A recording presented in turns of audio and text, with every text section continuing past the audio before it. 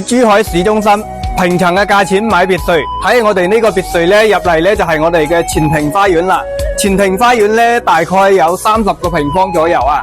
喺我哋呢個花園係連接我哋後花園嘅，喺我哋側邊啊。然後我哋呢個別墅咧面積係210平方到240平方嘅啊。睇我哋呢度係一個選關嚟噶啦。入嚟咧就係我哋嘅廚房位置啦，廚房咧係做咗一個半開放式嘅啊，以及我哋嘅餐廳佈局係非常之合理嘅啊。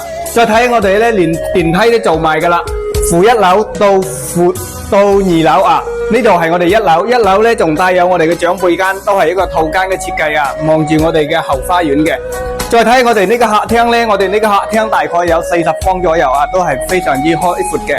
連接我哋嘅後花園，我哋呢個後花園咧大概都有40個平方左右啊，非常之 OK 嘅一個設計。再睇嘅咧，我哋嘅負1樓，依家咧到我哋嘅負1樓啦。我哋負1樓咧大概都有100幾平方啊。呢度咧就係我哋嘅一個酒櫃同埋灶台，而且呢度咧就係會客區啦。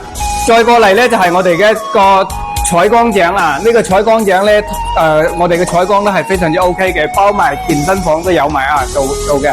再過嚟咧就係我哋嘅工人房同埋嘅一個公用洗手間啦。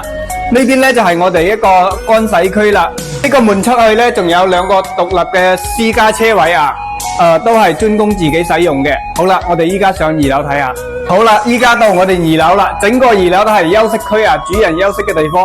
呢邊咧就係我哋一個兒童房，都係一個套間嘅設計啊。睇我連埋我哋嘅洗手間，而且我哋呢個兒童房嘅飄窗咧都係睇住我哋嘅山景嘅啊。再過嚟咧就係我哋嘅主人房啦，主人房係一個套間嘅設計，大概有70個平方左右啊。睇我哋超大嘅主人房同埋衣帽間，仲有呢邊咧仲有一個獨立嘅書房啊，都係設計好噶啦。呢邊咧就係我哋嘅洗手間啦，包埋浴缸都有埋。呢個房咧總價僅6字頭，澳門香港嘅同胞首期30個就可以拎包入住啦。如果對呢個房感興趣嘅咧，關注我帶你實地睇樓。